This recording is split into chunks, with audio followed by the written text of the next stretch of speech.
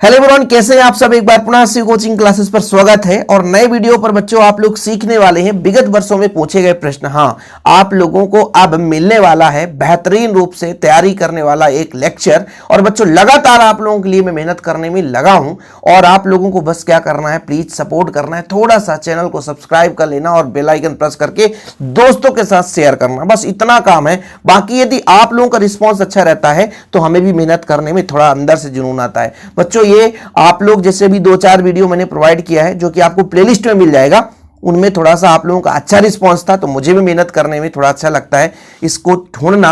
जैसे आप लोग सोचते हैं कि सर प्रीवियस ईयर पेपर कहाँ मिले, अरे मेरे चैनल में आ गया हो ना तो भैया पेपर ढूंढने की जरूरत नहीं है। जो सब्जेक्ट मेरा है उससे मैं पेपर के क्वेश्चन के साथ साथ सोल्यूशन भी प्रोवाइड करूंगा। तो चलिए शुरू करते हैं। पहली बार आए हैं तो टेलीग्राम में ज्वाइन कर लेना, डिस्क्रिप्शन पर लिंक मिल जाएगा। हमारे डिस्क्रिप्शन पे और सारे अदर प्लेटफॉर्म के भी लिंक मिल जाते हैं, इंस्टाग्राम, फेसबुक, व्हाट्सएप, सब कुछ आप ज्वाइन कर सकते हैं। चलिए शुरू करते हैं बच्चों। एक तार का विशिष्ट प्रतिरोध या प्रतिरोधकता निर्भर करता है लंबाई पर, व्यास पर, द्रव्यमान पर, पदार्थ पर। बताओ किस पर निर्भर करता है बच्चों। एक तार का विशिष्ट प्रतिरोध किस किस पर निर्भर करता है, तो लंबाई पर निर्भर करेगा। किस पर बच्चों, लंबाई पर निर्भर करता है। चलिए आगे की ओर चलते हैं। देखिए बच्चों यहां पर परमाणु होता है, कैसा होता है, धनावेशित, ऋणावेशित या उदासीन। बताओ कोई यहां पर धनावेशित, ऋणावेशित, ये तो हो नहीं सकता है। अनावेशित, कोई आवेश नहीं होता, इसलिए आपका ये राइट आंसर हो जाएगा। आगे देखिए बच्चों, 1 ग्राम ऊर्जा की समतुल्य ऊर्जा होती है, कितनी होती है, 9 × 10⁻6 जूल, 3 × 10⁻13 जूल, 3 × 10⁻6 जूल, 9 × 10⁻13 जूल। बताना है आपको बच्चों 1 ग्राम पदार्थ समतुल्य ऊर्जा कितना होता है, तो इसका राइट आंसर है 9 × 10⁻13 जूल। ठीक है, कोई दिक्कत तो नहीं। आगे चलिए बच्चों, ध्वनि तरंगों को विद्युत तरंगों में बदलकर सीधे प्रेषित नहीं किया जा सकता, क्यों, इसका कारण बताना है। ध्वनि तरंगों को सीधे प्रेषित नहीं किया जाता, इसका कारण बताना है आपको बच्चों। वे ध्वनि की चाल से गमन करती हैं, उनकी आवृत्ति नियत रहती है, नहीं रहती है, उनमें उनके गमन के लिए अति उच्च लंबाई एंटीना लेना होता है, ये चीज है। ठीक, ये चीज तीसरा नंबर है। पीएन संधि डायोड में अपक्षय परत में होते हैं इलेक्ट्रॉन, प्रोटॉन, गतिशील आयन, निश्चित। यहां पर बच्चों निश्चिल आयन है। ठीक है, यहां पर आप निश्चिल आयन, थोड़ा सा लिखने में गड़बड़ी हो जाता है इसलिए तो गड़बड़ हो जाता है, ये निश्चिल आयन है। तो आपका पीएन संधि डायोड में अपक्षय परत में क्या होता है, इलेक्ट्रॉन, प्रोटॉन नहीं होता, यही होता है। ठीक है, ये चीज, और ये आपको कभी देखने को नहीं मिलेगा और पूछा गया था 2019 में। देखो ना, ऐसे क्वेश्चन पूछ दिए जाते हैं और लोगों को कंफ्यूज हो जाता है, भाई साहब ये क्या है। आगे देखिएगा, विद्युत द्विध्रुव आघूर्ण का मात्रक बताना है आपको। Coulomb meter square, coulomb meter, coulomb प्रति मीटर, कूलाम मीटर, कूलाम प्रति मीटर स्क्वायर। द्विध्रुव आघूर्ण, द्विध्रुव आघूर्ण क्या होता है बताओ, आवेश गुणे लंबाई। ठीक है, यानी द्विध्रुव के बीच की लंबाई और एक आवेश का गुणनफल होता है। तो इसका राइट आंसर क्या हो जाएगा बच्चों, कूलाम मीटर। क्या हो जाएगा, कूलाम मीटर। यानी ऑप्शन नंबर ये इसका सेकेंड और इसका आपका, ये 2020 में क्वेश्चन पूछा गया था। अगला प्रश्न देखिए, तरंग सदिश को व्यक्त किया जाता है, किससे व्यक्त किया जाता है आपको बताना है। ठीक है, तो तरंग सदिश को किससे व्यक्त किया जाएगा बच्चों, k बराबर 2π/λ, k बराबर 2π/λ। ठीक, शुद्ध जल के लिए निरपेक्ष अपवर्तनांक का मान कितना होता है, 1.33, 1.5, 2.51। ठीक है, बताओ आप कौन सा होगा, तो 1.33 होता है। ठीक है, शुद्ध जल के लिए निरपेक्ष अपवर्तनांक का मान। आगे चलिए, परमाणु क्रमांक से तात्पर्य है नाभिक में उपस्थित न्यूट्रॉन की संख्या, नहीं, नाभिक में उपस्थित न्यूट्रॉन प्रोटॉन का योग नहीं, प्रोटॉन की संख्या परमाणु क्रमांक को व्यक्त करता है। ठीक है बच्चों, आगे चलें। एन प्रकार के अर्धचालक में क्या पाए जाते हैं, एन प्रकार में क्या पाया जाएगा, विवर, इलेक्ट्रॉन, समान संख्या में इलेक्ट्रॉन विवर, अल्पसंख्यक इलेक्ट्रॉन। बताना है आपको एन प्रकार में, तो यहां पर आपका इलेक्ट्रॉन पाया जाएगा। ठीक है, विवर मतलब होल जो है पी प्रकार के अर्धचालक में पाया जाता है। रिक्त स्थान की पूर्ति करनी बच्चों, चलिए इसका आप लोग बताओ। आवेश का विमीय सूत्र बताना है, आवेश का धारा गुणे समय, धारा गुणे समय, तो ये आपका आवेश का विमीय सूत्र हो जाएगा। विद्युत चुंबकीय तरंग अनुप्रस्थ तरंग है बच्चों, किस प्रकाश तरंग है? अनुप्रस्थ, अनुप्रस्थ तरंग है। ठीक है, विद्युत चुंबकीय तरंग अनुप्रस्थ तरंग है। प्रत्येक गतिमान कण के साथ क्या संबंध होती है? तरंग, तरंग संबद्ध होती है। किसी अर्धचालक का प्रतिरोध अशुद्ध मिलाने पर घट जाती है, कम हो जाती है? क्या हो जाती है बच्चों? कम हो जाती है। एन प्रकार के अर्धचालक में बहुसंख्यक आवेश वाहक क्या होता है? तो इलेक्ट्रॉन होता है। क्या होता है बच्चों? इलेक्ट्रॉन। धारा घनत्व का एसआई मात्रक बताना है। धारा घनत्व का एसआई मात्रक एम्पियर प्रति मीटर स्क्वायर, एम्पियर प्रति मीटर स्क्वायर। आगे देखिए, प्रेरण प्रतिघात का एसआई मात्रक, इसका ओम होगा। क्या होगा? ओम होगा। ठीक है, ओम बच्चों, ओम है। ठीक, आगे देखिए, इलेक्ट्रॉन के विशिष्ट आवेश का मान एसआई पद्धति में कूलाम प्रति किलोग्राम होता है। बताओ, इलेक्ट्रॉन के विशिष्ट आवेश का मान एसआई पद्धति में कितना होता है?